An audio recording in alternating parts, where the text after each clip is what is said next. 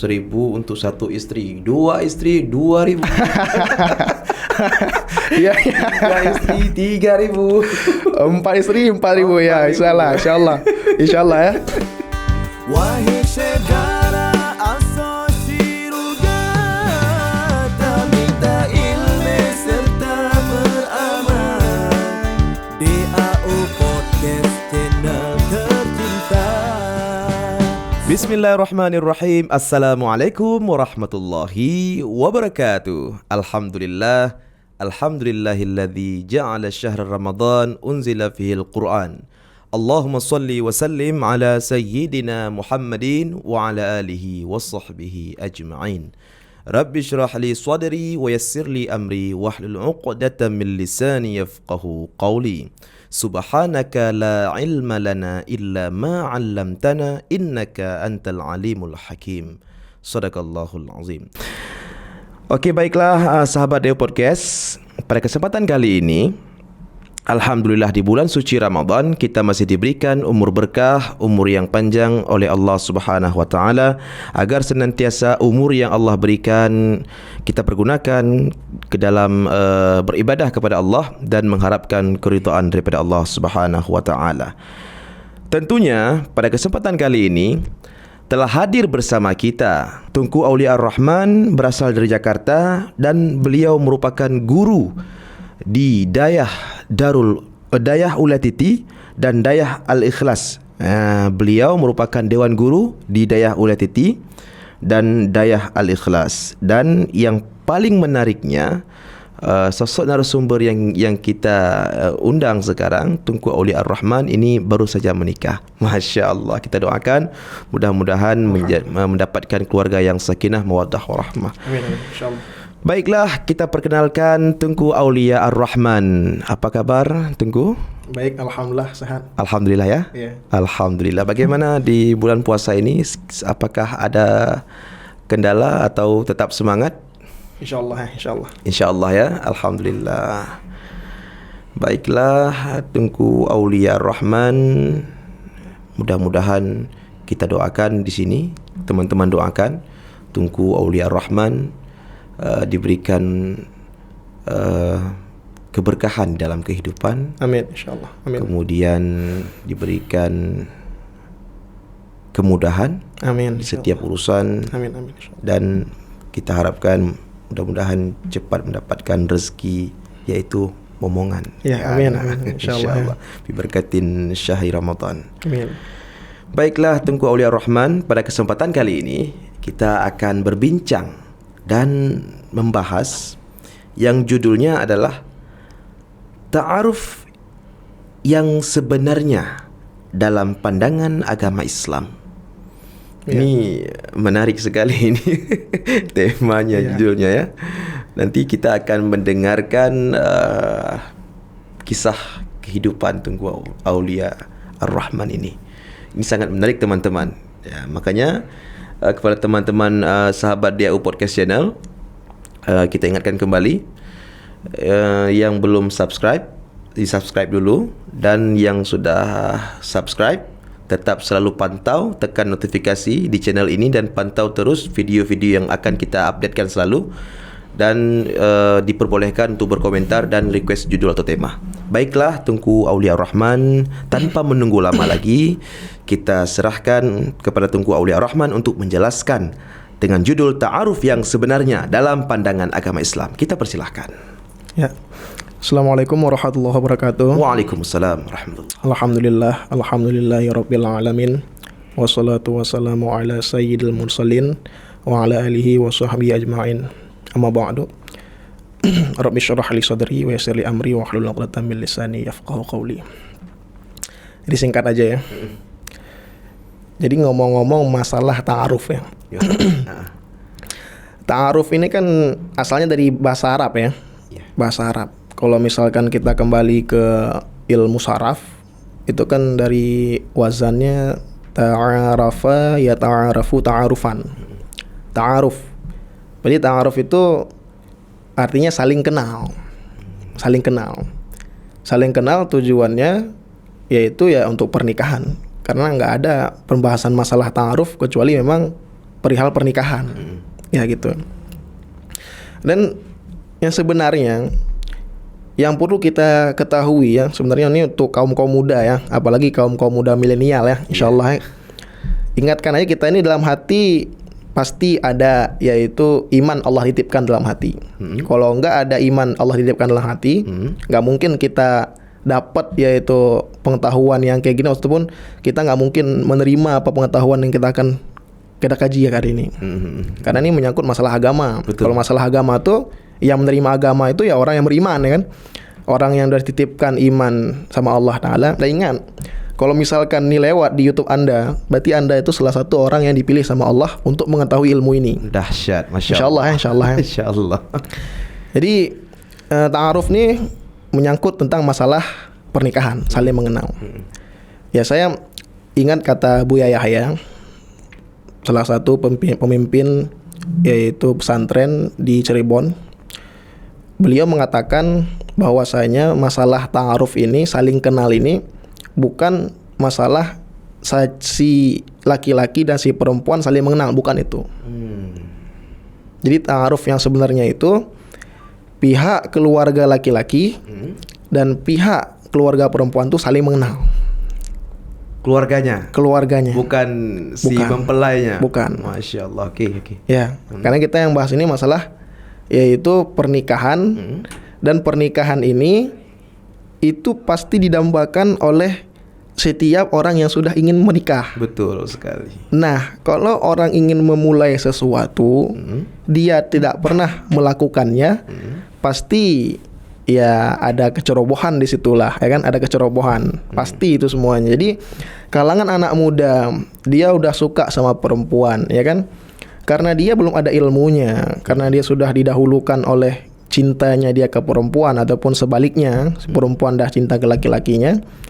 Ya mereka ya maunya kenalan langsung aja gitu. Kalau ada WA, via chat WA langsung. Kalau ada DM Instagram langsung, ya kan. Kalau bisa ketemuan ya kan, biar tujuannya saling mengenal gitu. Yang maksudnya anak muda zaman sekarang maunya gitu. Zaman now. Padahal kalau mereka itu ada ilmunya, ya kan. Rupanya perkenalan yang kita cari ini lewat diri sendiri kita ini, itu kita yang akan mendapatkan nihil hasilnya. 0. Kita mau cari contoh ya, laki-laki contoh misalkan ya.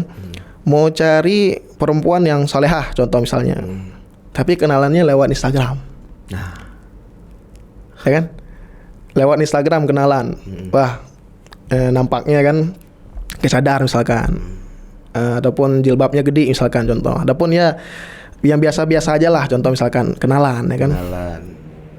Terus kira-kira kalau kita lihat gini, kebanyakan sifat perempuan, kalau kita ini emang mau nikahin dia udah ya banyaklah bicara itu, kira-kira yang kalau kita tanya tuh kira-kira perempuan tuh mau jujur gak kira-kira? Kita tanya coba misalkan ini bahasa biasanya aja lah misalkan ya. Misalkan kalau contoh misalkan aja kita nggak tahu gimana anak muda sekarang manggil mereka itu, kita nggak tahu karena kita nggak pernah ya gitu kan. Di misalkan kamu tuh sehari berapa kali mandi gitu misalkan. Misalkan itu aja. Kira-kira mau jujur apa enggak dia? Nggak mau. Orang dia mau nampak baik kok. Iya, ditutupin. Yang nggak baik ditutupin semua. Bang, paling kurang 2 kali. Paling kurang kata dia 2 kali. Padahal seminggu belum tentu sudah sekali. Kalau mau pergi saja mandi. Iya. Itu. Terus sebaliknya juga misalkan, kalau misalkan nih ceweknya mau dapat suami yang soleh misalkan. Ditanyain sama dia misalkan, Bang, misalkan nih kita mau nikah nih, abang nih kerjanya apa misalkan tanya. Kira-kira mau jujur gak? Gak mau itu. Ya susah sih kalau mau jujur. Soalnya nanti kalau jujur, tahu-taunya dia itu usahanya belum ada, nggak mau. Perempuan tuh ya kan. Betul. Dalam hati laki-laki nih, udahlah pokoknya gimana caranya dia nikah lu sama saya. Nah gitu kan. Nah ini adalah konsep-konsep ta'arufan yang salah sebenarnya. Walaupun kata ta'aruf dari bahasa Arab itu saling kenal, tapi mungkin karena kekurangan ilmu, mereka mengiranya itu laki-laki sama perempuan saling kenal. Gimana caranya? Pokoknya saling kenal mereka. Padahal kalau kita lihat sunnah terdahulu, maksudnya ya dari Nabi Adam lah contoh misalkan. Yes. Itu sunnah paling nomor 1 lah. Ceritanya Nabi Adam udah lama nih, contoh udah lama di surga ya kan. Ngerasa bosan. Bayangin aja di surga gimana enaknya makanan, pemandangan luasnya, ya kan? Masa bosan. Sendiri soalnya kan. Ya Allah, saya merasa bosan ya Allah. Ya kan? Berikanlah ya Allah saya satu teman gitu kan. Tidur Nabi Adam. Bangun Nabi Adam, tiba-tiba udah ada Siti Hawa di samping. Wow. Ya kan? Dilihatin. Nggak sanggup dia berkata-kata, dia itu emang mau langsung nyentuh itu. Oke. Nabi Adam mau langsung nyentuh. Fitrah manusia ya. Fitrah laki-laki. Tuh kita ngomongin kalau fitrah laki-laki itu, kalau dia nggak ada ilmu pokoknya, ya maksudnya fitrahnya laki-laki itu kalau ngeliat perempuan tuh emang ingin megang gitu. Ya, makanya kalau orang banyak bicara ngegoda gini sama perempuan tuh emang kalau fitrahnya laki-lakinya tuh nggak dijaga sama dia, emang keinginannya ujungnya mau nyentuh. Itulah tugas kita berarti menjaga ya. Iya, karena kita kan ya maksudnya ilmu pengetahuan, ilmu agama itu kan. Ilmu iman ya. Dia mau nyentuh Siti Hawa tuh. Sehingga ada seruan kan. Nabi Adam jangan dulu katanya. Jangan dulu. Baru boleh ada mahar dulu. Maharnya tuh 3 kali selawat. Masya Allah, subhanallah. Nabi Muhammad belum lahir, tapi mahar pertamanya itu adalah selawat ke Nabi Muhammad. Baru boleh. Nah kira-kira kita lihat aja sekarang. Udah dikasih maharnya 3 kali selawat. Sebelumnya ada ta'arufan nggak? Ada nggak? Ada nggak di bangun? Siapa kamu? Kenalan dulu kita yuk. Nggak ada. Berapa nomor WA-nya? Nggak ada. Nggak ada. Jadi gimana juga?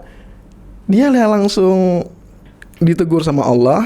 Jangan pegang-pegang dulu, sehingga kamu menikahi dia dengan maharnya 3 kali selawat. Menikah selesai. Nah gitu. Itu dari Nabi Adam. Dan kalau kita lihat gimana ceritanya nabi-nabi selanjutnya, itu bisa kita cek semuanya. Apakah cocok dengan bagaimana cara ta'arufan yang katanya itu adalah ta'arufan anak zaman sekarang gitu. Ta'arufannya anak-anak milenial gitu. Oke. Kalau kata Buya Yahya, kalau anak-anak muda zaman sekarang, kalau mereka itu mau kenalan sama perempuan, ada perempuan mau kenal sama laki-laki, tapi kenalannya langsung ya, itu sama aja itu merusak nama ta'aruf. Ya sama aja pacaran. Pacaran udah haram kan? Iya. Tapi ta'aruf nih kayak orang melembut-lembutkan bahasa gitu. Jadi tercemar ta'arufnya. Padahal kata Buya Yahya, ta'aruf nih bisa menjadi sunnah Nabi, asalkan kamu tahu caranya yang benar. Sesuai dengan syariat. Gitu kan. Jadi saya ulang lagi, titik besar lah nih kan. Garis besar. Ta'aruf itu bukan laki-laki sama perempuan saling mengenal, bukan. Iya. Tapi ta'aruf itu ya keluarga laki-laki mengenal keluarga perempuan mengenal keluarga laki-laki. Cocok mereka, lihat, oh iya cocok, saya nikahin. Berarti atas kesepakatan kedua pihak keluarga. Iya. Keluarga si A sama keluarga si B senang, cocok. Iya. Oke, kita punya tujuan yang sama kan? Iya. Oh gitu ya. Maksudnya gini, berarti kan kita mencari perempuan tuh ada 4. Pertama karena hartanya, karena cantiknya, karena keturunannya, dan karena agamanya. Yang 4 nih ya, cari perempuan tuh ada 4. Nah, jadi kan keluarga kita tuh cari dulu keluarga satu perempuan, nih. Udah ada perempuan, kan lihat ayahnya. Gimana harta ayahnya kan, sehingga itu menjadi ke finansial kita nanti setelah menikah kan. Emang disuruh cari sama Rasulullah. Kenapa? Emang itu untuk mempermudah juga kita ibadah setelah menikah. Jadi kita emang tujuan nikah nih untuk ibadah. Setelah nikah tuh nggak terlalu capek untuk kerja, walaupun harus kerja. Tapi kalau kita cari perempuan yang sudah ada hartanya, itu untuk mempermudah. Makanya Rasulullah bilang cari yang ada hartanya. Kedua, lanjutkan karena kecantikannya. Jadi kita milih perempuan tuh cantik tuh perlu. Kenapa? Karena tujuan kita menikah ini pertama supaya kita pandangannya lebih terpelihara, mata kita nih aghaddu lil basar, ya, lebih menundukkan pandangan, ahsanu lil faraj. Jadi lebih terpelihara kemaluan kita. Tujuannya. Nah, kalau kita pilih yang cantik, itu sudah bisa memuaskan mata kita, dan kita sudah memuaskan yaitu hasrat nafsu kita. Itu sudah cukup kita untuk menutup pandangan kita kepada perempuan-perempuan lain di luar rumah. Di luar sana. Karena kan tujuan kita nikah itu. Karena emang saya ingat kali tujuan nikah itu emang Rasulullah bilang fa innahu aghaddu lil basar wa ahsanu lil farad. Ya, itu tujuan nikah. Nah, makanya kita cari yang cantik, ya kan? Tujuannya supaya kita tidak terpaling lagi mata kita kepada yang lebih cantik gitu. Nah, gitu ya, tujuannya gitu kan. Oh, rupanya kita dapat yang nggak cantik, misalkan.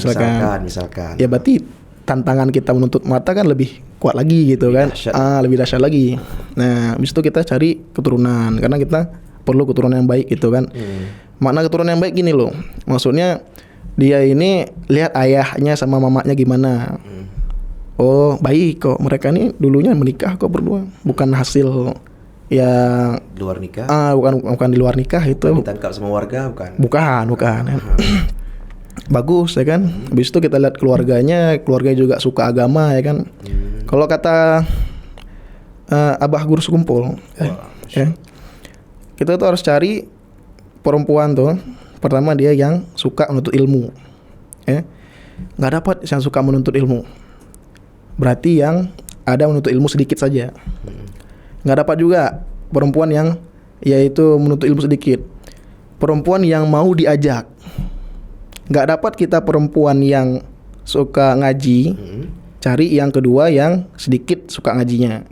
Yang ketiganya cari perempuan yang bisa kita ajak ngaji. Kali nanti ada perempuan yang kita suruh ngaji nggak mau. Nggak mau, ya kan? Yang ketiga, ya kan, kalau nggak ada juga dia suka sama ilmu. Walaupun dia nggak suka ngaji, dia tuh kalau ada orang berilmu tuh dia hormatin gitu. Itu bisa juga perempuan yang terakhir tuh. Jangan cari perempuan yang keempat. Keempat nih udah ngaji nggak mau, nggak bisa, benci lagi sama orang ngaji. Itu yang paling parah. Jadi jangan cari perempuan gitu kan. Habis itu ya begitu juga sama keluarga dia. Keluarga dia ini juga harus suka ngaji. Minimal nggak sempat ngaji nih. Dia nggak benci sama orang ngaji udah cukup lah. Nah, penting gitu. Karena nanti bisa kita rasakan setelah menikah itu memang luar biasa apa yang Rasulullah bilang ini yang benar. Dan yang terakhir yang paling penting adalah lidiniha. Cari perempuan itu karena yang paling bagus agamanya gitu. Karena walaupun Nabi bilang ini yang keempat, tapi ini yang paling utama. Itu mengcover 3 yang tadi ya? Bukan mengcover lagi. 3 pertama itu 0. Kalau tidak ada ini. Matematikanya gini. Apa sih nama tadi? Pertama? Tadi harta. Harta di 0. Terus cantik nih 0. Terus keturunan nih 0. Agama nih 1. 1000. Ada 4-4-nya nilainya 1000. Ada cuma 1 10. 2 100. 4 1000, ya kan? Kalau agamanya nggak ada, 3 ini ada, 0 juga kan? Nggak ada harganya. Matematikanya gitu. Itu 1000 untuk 1 istri, 2 istri 2000. Iya. 3 istri 3000. 4 istri 4000 ya, insyaallah ya. Oke, lanjut. Nah, gitu. Jadi kita cari perempuan kayak gitu. Nah, nanti kita lebih nampak lagi manfaatnya itu setelah kita menikah gitu. Berarti kok benar apa yang Rasulullah bilang nih, betapa pentingnya agama. Karena nih mungkin santri yang lihat ya, santri-santri laki-laki, ini bisa jadi nasihat lah buat kalian kan. Biasanya tuh santri-santri yang sombong itu, nggak mesti santri sih, orang yang menuntut ilmu, yang sombong tuh, udah yang penting cari perempuan yang cantik, yang kaya, yang apa tuh yang namanya yang keturunan yang baik. Masalah agama kan kita bisa ceramahin dia tiap hari. Kan itu bisa kita nasihati nanti. Dia nggak tahu aja tuh setelah menikah. Dia tuh cuman omong gede aja, omdo kadang. Omdo tuh apa? Omong doang, ya kan? Buktinya kalau dia udah nikah, rupanya dia malah nggak bisa cover istri dia. Wow. Karena dia cuma ngomong doang, misalnya katanya bisa diceramahin kan. Rupanya gara-gara cantik dia itu membuat dia sombong. Orang sombong mana bisa terima nasihat? Nggak ada orang sombong menerima nasihat. Nggak ada. Nanti juga perempuannya juga mikir, kamu juga mau nikah sama saya karena saya cantik. Ngapain saya dengerin kamu? Nah berarti kemudaratan tuh ya. Iya, makanya harus cari yang agamanya kayak gitu. Penting banget agama yang pertama itu Rasulullah bilang. Paling penting itu agamanya. Biar sinkron gitu ya. Ya.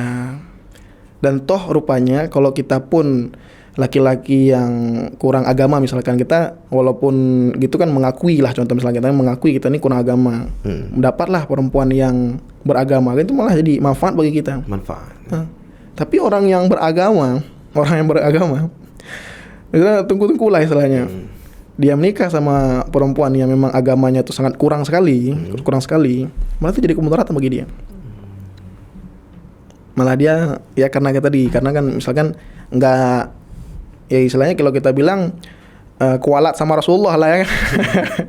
Karena dia kan umatnya Rasulullah. Iya. Rasulullah bilang yang paling penting agamanya, kok dia nggak ikutin agamanya gitu kan? Atau yang nggak masuk apa yang dibilang abah guru kumpul tadi ya. Kita perlu itu ya orang yang mencintai ilmu ya. Itu sangat menarik itu, perempuan yang memang dia mengakui dia sedikit ilmu, tapi dia cinta sama ilmu dan orang-orang yang berilmu. Wow, itu bahagia rasanya tuh. Itu kalau di akhirat insya Allah dapat syafaat mereka itu. Dapat ya? Dapat syafaat. Itu istri-istri seperti itu, dia kalau kita bilang nggih itu. Iya orang Jawa ya. Nggih. Iya. Benar. Jadi bahagia sekali itu dapat istri seperti itu. Kan makanya kan ini juga saya ingat kata Imam Syafi'i ya. Man la yuhibbal ilma fala khaira fihi. Siapa yang tidak mencintai ilmu, maka tiada jenis kebaikan bagi dia. Maksudnya kalau bahasa Acehnya hana jeneh god baganyan. Hana. Karena kita ini kebaikan itu sumbernya dari ilmu. Kalau orang yang nggak mencintai ilmu agama, berarti bagaimana ada kebaikan pada dia? Ya kan? Oke. Jadi kesimpulannya kita bilang ta'aruf itu tentang bukan kalian, yaitu laki-laki mengenal secara langsung kepada perempuan, perempuan mengenal pada laki secara langsung, itu nggak ada, itu semua bullshit lah istilahnya kan, semua itu kebohongan semua. Kebohongan ya. Itu menjaga jodoh orang ya. Iya.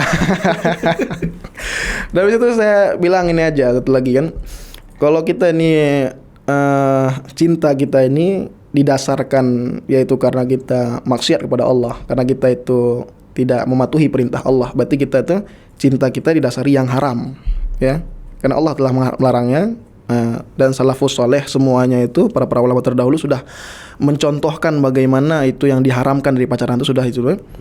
Cinta yang dibina di atas yang haram itu tidak dapat yaitu menimbulkan kebahagiaan. Tapi cinta yang dibina di atas kehalal ya, itu akan menimbulkan keberkahan. Keberkahan itu bertambah-tambah kebaikan. Jadi buktinya ada orang yang pacaran ya, pacarannya itu bukan selama beberapa tahun habis itu nikah. Itu pernikahan mereka kurang nikmat gitu. Karena ada suatu hal yang sudah membosankan udah pernah mereka lakukan sebelum nikah. Jadi keharmonisan itu udah nggak ada lagi setelah menikah karena didahului oleh haram, dan cintanya tuh cinta haram. Oke. Tapi kalau misalkan cintanya cinta halal, kita mencintai setelah nikah, itu lebih Allah berikan keberkahannya. Dan makanya kita nggak heran kok bisa orang setelah menikah itu sampai berpuluh-puluh tahun mereka menikah kayak pertama hari mereka menikah masih.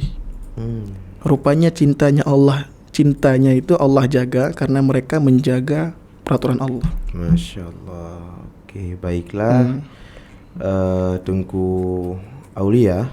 Ini sapaan akrab Tungku Aulia ya. Ya, boleh. Tungku Aulia ini teman-teman, Tungku Aulia ini Dewan Guru di daerah Uletiti. Itu beliau tengku yang banyak diidolakan di daerah Uletiti. Jadi karena kecerdasan beliau ini, jadi banyak santri-santri yang belajar bersama Tungku Aulia. Masya Allah. Alhamdulillah. Jadi begini Tunku Aulia.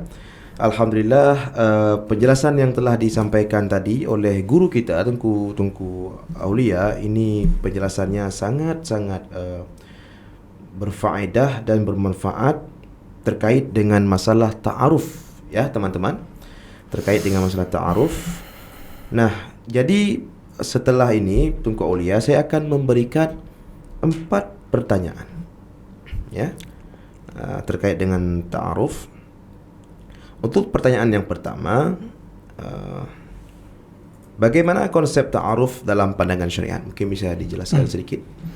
Jadi ya dua, kalau misalkan dalam pandangan syariat, kalau misalkan ta'arufnya itu langsung, laki-laki langsung kenalan sama perempuan, perempuan langsung sama laki-laki, itu nggak diperbolehkan.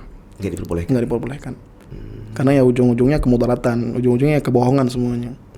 Jadi kita ini ilmu agama supaya orang mendapatkan kebahagiaan. Kalau misalkan hikmahnya kalau misalkan orang mau taat, patuh ilmu agama, maksudnya patuh ke agama, sesuai mereka melakukan semua yang apa yang ilmu agama bilang, itu dapat menimbulkan kebahagiaan di dunia dan di akhirat. Itu bukan di dunia saja, bukan di akhirat saja, bahkan di dunia pun akan memberikan kebahagiaan. Nah, lalu kalau misalkan konsepnya, ta'arufnya yaitu keluarga antar keluarga, ya. Lalu nanti misalkan dikenalkan lah ya, misalkan ada keluarganya. Ya, habis itu nanti boleh juga dalam kitab itu disebutkan laki-laki ini boleh ngelihat perempuannya dulu sepintas saja. Boleh lihat. Karena tujuan nikah kan lijamalihah juga tadi. Ya, lihat wajahnya. Lihat wajahnya boleh sepintas, tapi nggak boleh simpan fotonya. Wow. Nggak boleh pasang di wallpaper? Nggak boleh. Lihat sepintas. Kira-kira sepintas nih bisa di secara, kalau bahasa Arab nadhar ya. Nadhar nih melihat sambil memperhatikan. Bisa diperhatikan sesaat tapi nggak boleh lama, lebih sesaat. Dia mikir lah, maksudnya dia melihat, dia mikir. Kira-kira kalau ini istri saya, bisa gak dia jadi istri saya? Misalkan kira-kira saya nyaman gak kalau saya lihat wajah dia? Oh nyaman, bisa lah. Katakan kalau dalam hati bisa lah. Saya lihat ini ya. Iya, bisa. Ya udah langsung bilang sama orang tua, iya boleh. Keluarganya udah sepakat, tinggal tentuin yaitu bukan jadwal. Langsung.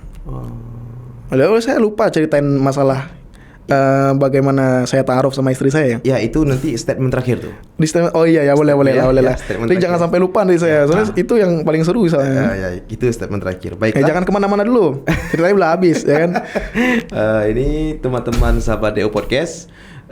Di tema kali ini mungkin ini nanti yang banyak komentar nih pasti anak-anak muda nih. Iya. Muda-mudi ya.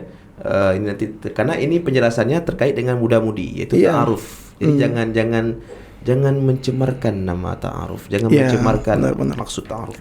Oke, untuk pertanyaan yang kedua, Tunku Aulia, adakah relevan ta'aruf yang dilakukan zaman sekarang? Relevan itu kembali kepada setiap orang. Karena kalau misalkan kita mau Rasulullah mau bawa agama dulu masanya juga, kalau kita katakan relevan apa enggak, tergantung sama orangnya. Misalkan kembali kita bertanya, Rasulullah membawa agama Islam pada masa beliau masih hidup, kira-kira relevan nggak pada masa beliau? Ya relevan siapa yang menerima. Ya? Kalau nggak menerima ya. Makanya saya bilang, nanti jangan sampai ada bilang, wah ini nggak cocok diterapkan ta'aruf, caranya diterapkan di kaum milenial nggak cocok. Saya juga kaum milenial kok. Tapi kok saya bisa? Saya kalau milenial, saya tuh kalau umur juga masih terbilang muda. Saya di atas 20 tahun, di bawah 30 tahun. Tapi saya udah termasuk orang yang nikah muda. Subhanallah. Jadi kalau misalkan ta'aruf, ya saya melaksanakan ta'aruf seperti yang saya bilang tadi. Nggak ada saya pacaran, nggak ada. Itu misalkan bagaimana cara saya ta'aruf tuh, saya nantilah. Ya pokoknya masalah relevan nggak di zaman sekarang, kembali kepada anak mudanya. Anak muda zaman sekarang gimana nih? Oh kita nih tergerak dalam hati. Wah nggak bisa nih kayak gini terus ya kan. Misalkan saya ini harus berubah gitu misalkan. Ya pasti bisa menerima ta'aruf seperti itu. Jadi relevan tuh kembali kepada kita semuanya ya. Iya, Baiklah. Untuk pertanyaan yang ketiga, ta'aruf itu adakah saling mengenal atau dikenalkan? Dua-duanya bisa. Dua-duanya bisa. Jadi saling mengenal ini laki-laki mengenal perempuan, perempuan mengenal laki-laki, tapi caranya nggak mengenal secara langsung. Kayak tadi saya bilang. Atas dasar awal prosesnya dikenalkan ya? Sebenarnya kalau terdahulu sudah mengenal juga bisa. Oke. Saya misalkan saya udah kenal sama perempuan tuh. Ya dari mana saya mengenal dia, pokoknya saya udah kenal dia. Ya tahulah. Tahulah. Berarti kan tinggal saya bilang sama orang di atas saya, apa guru saya, apa orang tua saya, untuk berhadap kepada keluarga dia. Baru di situ kita lihat bagaimana kebaikan kami kedua gitu. Apakah cocok gimana tuh kita pulangkan sama orang yang lebih berpengalaman daripada kita. Ataupun ingin pastikan ada kumbang lain atau tidak. Kadang bisa juga kan. Kadang guru kita udah ada misalkan, atau orang tua kita misalkan. Mungkin kalau misalkan kami di daerah guru ya, menyerahkan sama guru kan. Tapi kalau misalkan kita kaum milenial di rumah, pemirsa yang ada di mana saja, mungkin kita bisa serahkan pada orang tua kita. Tapi kalau misalkan, wah saya nggak ada lagi orang tua, saudara kan ada, nggak ada saudara, teman-teman kan ada. Pokoknya kita nggak secara langsung. Jadi jangan ingat lagi kembali konsepnya ta'aruf tadi, jangan secara langsung. Yang diperbolehkan cuman tadi melihat sepintas, cocok apa enggak sama hati, cocok ya udah langsung. Berarti adakah saling mengenal atau dikenalkan itu dua-duanya bisa ya? Dua-duanya bisa. Yang penting kita jangan lupa aja. Kalau mengenal jangan mengorek itu informasinya sendiri gitu. Menyebut saja luar gari ya? Ya jangan sampai kita kelihatan batas gitu. Ini kan udah banyak sekali nilai-nilai keburukan di situ kan. Oke, baiklah. Untuk pertanyaan yang keempat, bagaimana caranya memberikan pemahaman kepada anak-anak muda agar menerapkan konsep ta'aruf yang sesuai dengan syariat? Ya mereka harus banyak maksudnya gimana ya? Ya pertama kita kembali dulu kepada mereka. Bagaimana tentang keyakinan mereka dulu. Pertama keyakinan mereka dulu. Mau gak laksanakan ta'arufnya ini sesuai dengan syariat yang kayak tadi, ya kan? Mau? Itu kita ceritakanlah sedikit, yaitu motivasi supaya orang tergerak, yaitu supaya mereka memahami bahwasanya kalau konsep ta'aruf syariat ini bukan suatu hal yang memudaratkan bagi mereka, tapi suatu yang membahagiakan bagi mereka, suatu yang memudahkan bagi mereka dalam kehidupan mereka. Nah, jadi pemahaman ta'aruf ya, konsep ta'aruf yang sesuai dengan syariat ini, kalau kita ingin tanamkan pemahamannya itu dalam jiwa-jiwa anak muda, ya kita harus banyak yaitu memberikan mereka motivasi ya.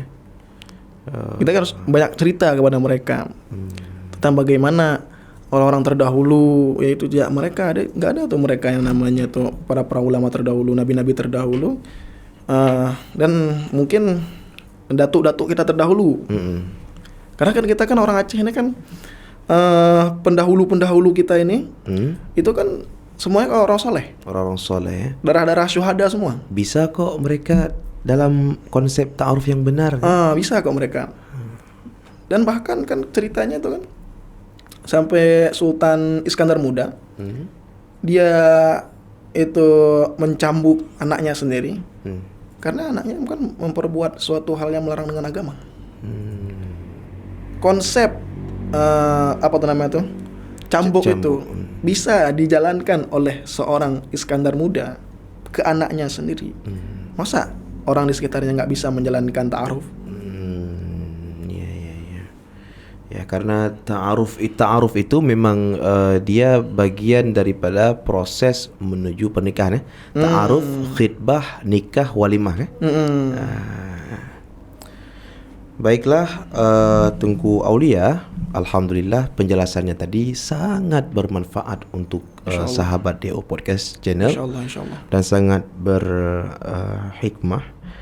Dan untuk statement yang terakhir, kami di sini ingin mendengarkan ya pengalaman Tunku Aulia Ar-Rahman yang sekarang ini baru saja menikah, dan kita semua ingin mendengarkan cerita dan pengalaman Tunku Aulia melakukan ta'aruf yang sesuai dengan syariat, kemudian bisa melewati itu semua hingga sampai saat ini sudah menikah dan hidup bersama dengan istri yang tercinta ya.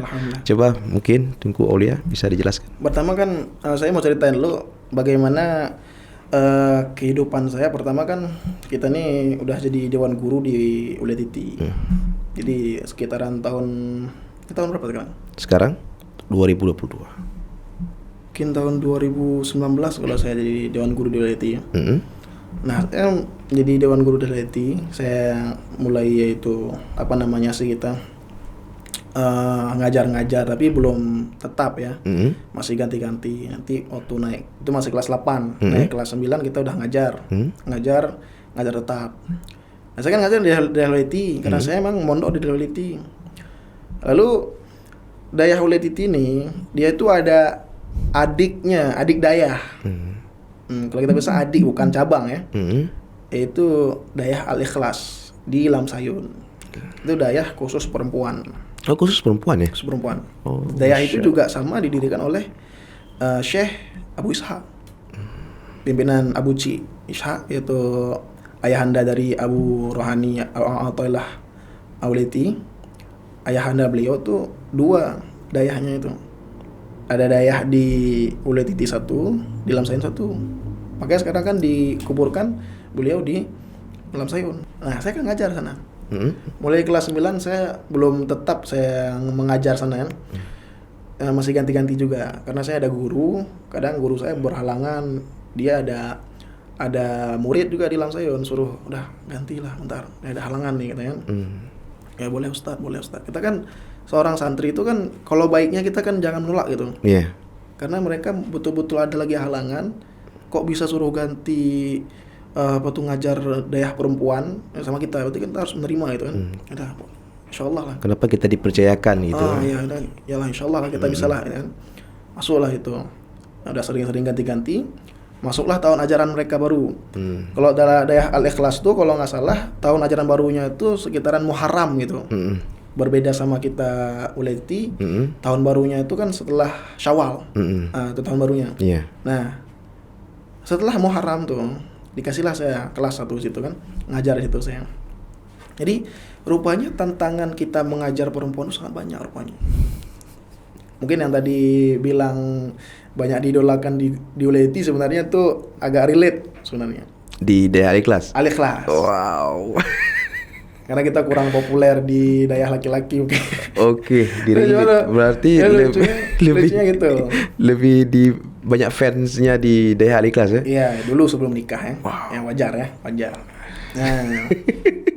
Jadi memang tantangannya tuh memang luar biasa. Oke. Padahal kita datang ke situ adalah seorang berilmu, kita mengajarkan ilmu pengetahuan. Tapi ya namanya juga kita ujian, tantangan diberikan sama Allah Ta'ala ya kayak gitu. Sehingga saya mikir, ya Allah, berat banget ya Allah ya kan cobaan kayak gini ya Allah. Tuh hatinya nggak tenang ya kan, pikirannya susah ya kan, karena kita menjunjung tinggi apa yang udah guru bilang gitu. Menjunjung tinggi. Kalau misalkan emang betul-betul nggak boleh ngomong sama cewek, ya udah gitu. Kalau misalkan nggak boleh gimana sih pacaran, ya nggak boleh pacaran. Tapi masalahnya kita nggak cari, malah dicari. Itu fitrah laki-laki mulai bergejolak waktu itu. Ngerti gak? Maksudnya kita nggak cari gitu.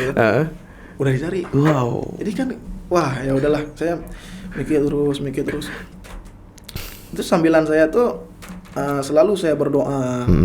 Saya mulai ambil tarikat namanya tarikat Ratib Al-Haddad. Kalau misalkan teman-teman walaupun gak ada tarikatnya, kalau bisa diamalkan setiap hari itu sekali, setelah habis maghrib, Ratib Al-Haddad itu pasti terkenal, di mana-mana terkenal tuh Ratib Al-Haddad tuh. Saya kebanyakannya sih malam ya, habis tidur saya bangun antara jam 3 ataupun jam 4. Saya sholat tahajud, ada 2 rakaat dan beberapa rakaat, ya kan? Terus saya baca Ratib Al-Haddad. Itu terus saya baca Ratib Al-Haddad setiap malam tuh. Gunanya ya Allah, bantulah saya Allah. Bantulah saya ya Allah, bantulah saya ya Allah, bantulah saya ya Allah. Perihal masalah ini. Jadi masalahnya orang udah nanya-nanya, "Nih kamu kan udah banyak murid nih. Pilihlah satu nikah kan ya gitu kan." Ya udahlah, karena udah kemakan omongan itu saya pilih. Tapi setiap hari saya milih, setiap hari itu ada orang tahan gitu.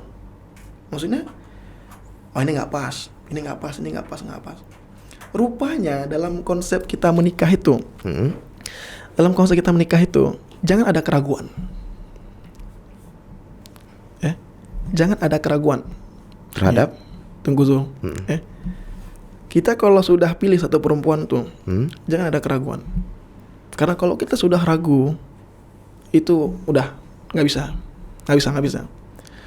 Makanya saya tuh udah lama saya milih karena tujuannya baik ya, karena kita untuk menikah kan sunnah ya. Wah ini enggak. Saya cerita lagi. Maksudnya saya curhat sama Allah ya istilahnya. Agar diberikan ya kan. Rupanya dapat isi hatinya itu, maksudnya dapat bimbingannya itu, coba bilang sama guru. Coba bilang sama guru. Saya tuh sebelum saya bilang sama guru, itu rupanya saya duluan mengadu sama orang tua dulu. Mak, saya nih takut sekali mak maksiatnya mak. Saya takut kali mak. Saya benar-benar takut mak. Tolonglah pulang, mama di Jakarta. Tolonglah pulang mak ke Aceh mak. Kita cari darah baru sini katanya kan. Buat saya katanya.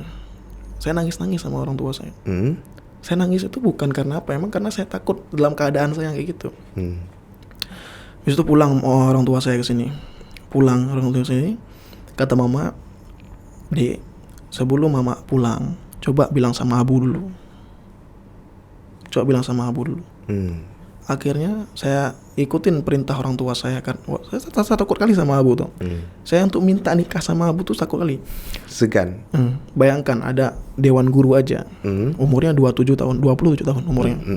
Minta sama Abu nikah, suruh tunggu 2 tahun. 27 tahun. 29. Jadi 1 tahun 30. Itulah. Saya tahu itu ceritanya. Terus ini kan takut kali saya. Ya udahlah, saya bilang, saya kuatkan hati saya nih, mama yang suruh. Ya kan? Saya bilang sama Abu, "Assalamualaikum Abu. Saya tuh udah sedih, mata saya udah ke bawah terus. Abu, Abu datang ke sini, Abu mau bilang keluh kesah Abu. Saya nih takut kali Abu maksiat pada Allah ya Abu kan. Karena kita udah jujur dari pertama kan, Ya, tujuan kita nikah ini untuk terpelihara daripada kemaksiatan. Abu, saya takut kali ya Abu jatuh dalam kemaksiatan. Jadi tujuannya tolonglah Abu carikan ya kan calon istri buat saya gitu kan. Ini pun maksud saya bilang kan, ini apa yang sudah diamanahkan oleh orang tua saya. Kata Abu, ya boleh, tunggu sebentar, biar saya suruh carikan sama Abu Cut. Abu Cut tuh apa sih? Melintai apa? Menantu. Ya menantu lah, lupa. Menantu beliau, biar beliau yang carikan. Rupanya pulanglah mak saya ke sini. Dari Jakarta. Udah nyampe. Terus saya nangis tuh tadi cerita saya bilang sama Abu, saya nangis tuh benar. Saya malu, sebenarnya malu saya kalau cerita ini, tapi ya untuk motivasi teman-teman semua. Yang pokok kita luruskan niat dulu. Betul. Luruskan niat dulu. Habis itu pulang sama mak saya. Saya bawa ke dalam sayun ya kan. Adik mama mau pilih-pilih lagi mana. Ya enggak rupanya ya enggak berhasil. Mama cari saudara-saudara di mana. Nih gimana nih kita nih? Ada siapa yang ada gitu kan. Ya, paling cepat rupanya. Bayangkan mama saya itu pulang ke sini akhir bulan Desember tahun lalu. Akhir bulan Desember. Kira-kira tanggal 16-an gitu. Cari. Belum nyampe 2 minggu udah dapat. Dapatnya tuh waktu pergi ke rumah Abu. Saya dua sama mama pergi ke rumah Abu, ngomong, Abu. Ya, kata Abu jawabannya masih sama. Biar saya tanya dulu sama Abu Cut. Keluar dari rumah Abu, ketemu sama Abu Cut. Ketemu sama Abu Cut, kata Abu Cut, darah baru jikana. Istrinya, calon istrinya udah ada. Tinggal mau apa enggak katanya. Itu jantung kena dik-dik. Iyalah. Pasti. Gimana nih? Ya gimana nih. Terus kata Abu Cut, siapa? Si Eka katanya. Mak saya terkejut kan. Karena si Eka ini temannya mama rupanya. Temennya mama saya tuh beberapa tahun yang lalu, waktu pernikahan Abu Muda. Tahu gak Abu Muda? Anaknya Abu Leti, Tunku Ahmad. Yang di Lambaru sana ya? Lam Tengah. Lam Tengah. Lambaru kan? Lam Tengah sana kan?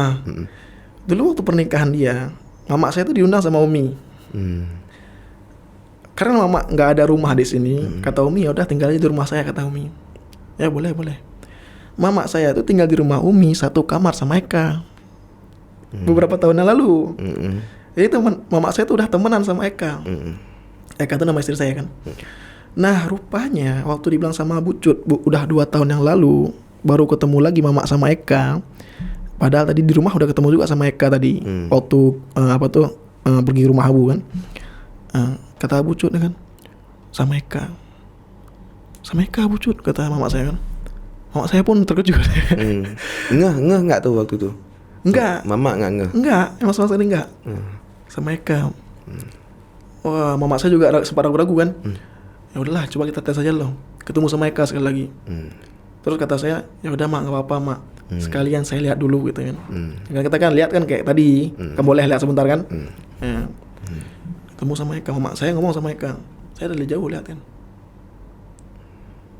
Wah, saya dalam hati kan, kalau wajah ini saya bisa terima.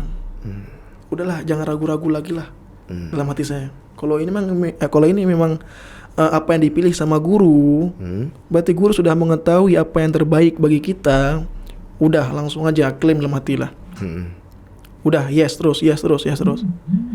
Saya pergi lagi sama mama ke rumah Abu Cut. Saya bilang sama Abu Cut bisa Abu Cut. Tanggal itu sekitaran tanggal 20 sampai tanggal 30 Desember ya. Habis itu langsung katanya udah deal. Abu Cut langsung ceritakan semuanya, langsung kasih tahu ya ke keluarganya si Eka. Langsung beritahu sama Abu, ditentukan tanggal 16 bulan Januari akan nikahnya. Bulan Desember mama cari, bulan Januari langsung nikah. Kira-kira saya kenal gak sama Eka? Enggak. Cepat ya prosesnya. Saya nggak kenal sama Eka Waktu itu waktu itu. Namanya aja saya kenal Eka, nama panjangnya nggak tahu. Apa nama panjangnya nggak tahu saya. Di mana tinggal dia nggak tahu. Bahkan dia adiknya abang letting saya nggak tahu. Oh, kok mencacut ke situ-situ aja. Tidur aja. Padahal dalam daerah letting juga, abangnya di daerah letting juga. Satu letting atas saya dia. Kan perputarannya ke situ-situ aja kan? Iya, itulah makanya. Oke, saya bilang, gimana kita taruh di situ misalkan? Taruhnya di mana gitu? Nggak ada. Saling mengenal sama mereka nggak ada. Memang keluarga saya serahkan sama Abu Cut. Abu Cut cari, dapat. Abu Cut kenal keluarga dia. Keluarga mereka sudah kenal sama saya. Jadi tanggal 16 akad nikah. Habis akad nikah langsung antalintu. Dalam hari yang sama udah 2 acara. Akad nikah dan antalintu. Itu di hari yang sama ya? Di hari yang sama. Nah, kira-kira saya tanya sama Dongku Zul, biasanya tundara baru tuh berapa hari setelahnya ataupun berapa bulan setelahnya biasanya? Ada yang seminggu setelahnya, ada yang 3 hari setelahnya, ada yang besok, ada yang sebulan. Yang kebanyakannya gimana? Yang kebanyakan seminggu kemudian. Semingguan. Adapun ada yang juga berbulan-bulan mungkin. Iya, tergantung rezekinya juga. Bisa ya, alhamdulillah 1 hari lewat langsung tundara baru.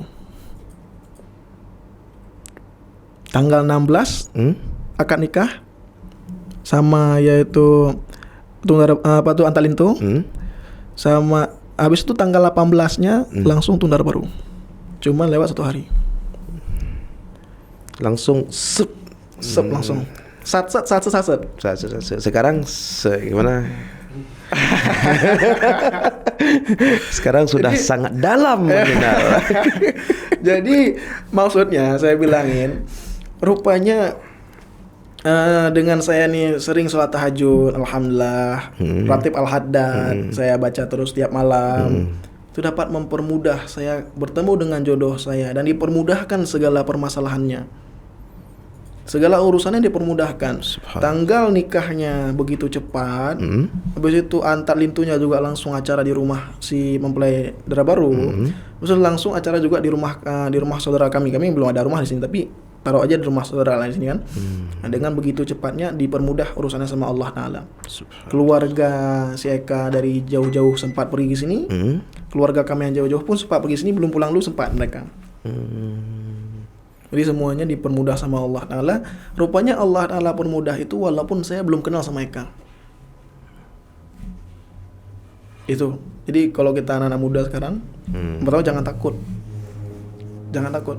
Sekarang gini saya bilang, kamu boleh nggak takut, tapi kamu pegangannya sama siapa? Nah, kalau kamu berpegang sama Allah, la khaufun alaih. Udah nggak ada ketakutan bagi kalian. Karena ini cerita ini berarti motivasi bahwasanya kita itu bisa menikah dengan seorang perempuan tanpa harus kita berkenalan yang berlama-lama ataupun sampai pacaran, naudzubillah kan. Bisa insyaallah. Ta'aruf, cocok. Orang tua juga menerima. Kita lihat kriteria 4 syarat tadi ada kan? Ada insyaallah. Langsung gas. Nah, kembali masalahnya nanti kita anak-anak muda pastinya bilang itu kan kamu bisa gitu kan. Nah, rupanya saya bisa begini bukan karena keadaan saya, tapi karena saya menyerahkan segala perkara saya pada Allah. Karena rupanya kalau kita sudah luruskan niat dan kita sudah menunjukkan kepada Allah Ta'ala memang kita ini memang sudah siap nikah. Karena siap nikah ini sebenarnya bukan uang, mental ya? Mental, bukan uang. Saya kalau dari sebelum nikah sampai sekarang nikah tuh, kalau misalkan kerja belum ada kerja. Tapi di dompet belum pernah putus ada uang. Allah jamin rezeki. Insyaallah.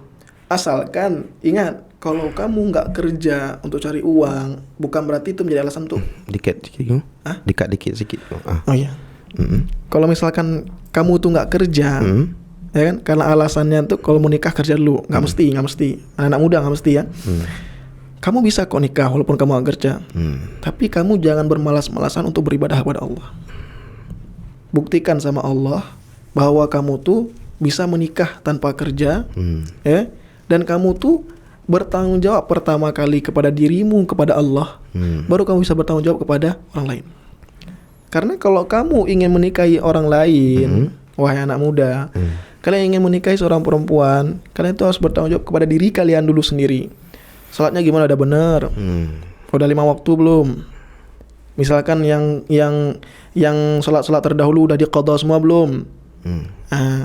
Terus gimana kamu masalah ya pokoknya urusan kamu dengan Allah dulu coba dipasin. Pasti dipermudah sama Allah urusan kamu dengan orang lainnya itu menikah. Subhanallah. Ini kalau misalkan mau nikah, pertama luruskan niatnya dulu, niat dilurusin. Buktikan sama Allah bahwa kamu itu bertanggung jawab atas dirimu kepada Allah. Masalah perintah beliau, ya, semuanya ditaatin, yang wajib ada kerjain, baru insya Allah Allah akan membantumu untuk berurusan dengan orang lain, itu pernikahan. Nah itu. Subhanallah.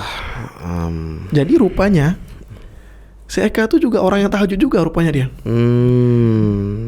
Terus saya tanya, Tengku ada ratib al-haddad setiap malam. Dia pun ratib al-haddad katanya. Kunci yang sama Kunci yang sama. Rupanya dipermudah kami berdua, rupanya ya tahajudnya di situ ada, saling bertemu di tahajud itulah. Cinta bertemu dalam doa itulah mungkin ya. Itu wasailnya. Wasail insyaallah ya. Nah di situ ada kami bertemu rupanya. Dan ya itu sama-sama niatnya lurus. Saya tanya sama Eka, gimana niat kamu sebelum nikah? Katanya dia itu kan sering khadam di rumah Abu. Kita kan anak murid kan khadam ya. Bagi perempuan tuh kalau daerah perempuan tuh biasanya dia kan ya kerja-kerja, bantu-bantu di rumah abu, ya kan, bisa dimasak-masak, cuci piring, cuci baju kan, karena taatnya seorang murid ke guru. Tapi kan anak murid abu kan ada juga banyak yang laki-laki. Sering juga situ datang kan anak murid laki-laki kan, dia anak murid perempuan, ada anak murid laki-laki datang. Jadi dia bilang dalam hatinya, ya Allah, saya Allah tidak ingin mencintai orang yang tidak halal bagi saya Allah, dan saya tidak ingin mencintai orang yang bukan jodoh saya Allah. Itu kata Eka. Dia bilang sama saya, jadi ya Allah, tunjukkanlah ya Allah kepada saya jodoh saya yang halal bagi saya ya Allah. Rupanya dia pun lurus niatnya. Karena dia juga gak mau setiap dia ada di rumah abu tuh terganggu dia dengan kemaksiatan lah istilah kalau misalkan ya. Tapi ya bukan juga sih, maksudnya dia gak mau menodai rasa cinta dia aja. Katanya gitu. Lebih menjaga. Terus kata dia gini, karena teringat guru saya, kata Eka, kalau kita menjaga cinta kita sebelum nikah, itu akan dijaga cinta kita setelah menikah. Karena kita semuanya itu diberikan persenan cinta oleh Allah. Kalau sudah kita habiskan persennya sebelum nikah, kita tidak akan mendapatkan persenan itu setelah menikah. Beneran itu. Itu beneran. Subhanallah. Ya, itu aja mungkin lah. Insyaallah mudah-mudahan jadi manfaat kepada kita anak-anak muda ya. Alhamdulillah. Terima kasih banyak Tengku Aulia Ar-Rahman ya. Iya. Saya ingat Tengku Aulia Rahman karena saya punya kawan dulu di Dayah itu namanya Aulia Rahman. Ini pakai Ar-Rahman ya. Iya, iya. Masya Allah. Terima kasih banyak kepada Tengku Aulia Ar-Rahman yang telah hadir di tempat kami, kemudian telah berada di ruangan podcast yang tercinta ini. Alhamdulillah. Dan telah bersedia untuk menjelaskan ya tentang ta'aruf, konsep ta'aruf dalam pandangan syariat. Dan kita semua sahabat DAU Podcast Channel sangat terarah dengan penjelasan tadi. Dan mudah-mudahan dengan penjelasan tadi untuk sahabat-sahabat semua, teman-teman semua bisa kita terapkan di dalam kehidupan kita agar kita menjadi orang yang baik lagi dalam hal percintaan tentunya. Dan mudah-mudahan kita doakan di sini Tengku Aulia Ar-Rahman diberikan rezeki yang berkah. Amin. Kemudian sekeluarga semua sehat selalu dan cepat diberikan dan dikaruniakan keturunan yang soleh dan soleh insyaallah. Sama-sama lah kita semuanya. Amin insyaallah. Ya, semoga Tengku Zul juga akan dipermudahkan juga segala urusan sama Allah kan. Amin insyaallah. Terima kasih banyak telah mendoakan untuk saya, untuk kita semua. Untuk kita semua ya. Okey, kalau begitu terima kasih banyak untuk sahabat-sahabat DAU Podcast. Tetap dukung channel ini dan kemudian subscribe tentunya dan like, jangan di dislike, like dan share tentunya, bagikan sebanyak-banyaknya. Kalau bisa go international, bagikan. Nanti kita buatkan translate Inggris. Baiklah, terima kasih banyak Tengku Aulia Rahman. Assalamualaikum warahmatullahi wabarakatuh. Waalaikumsalam.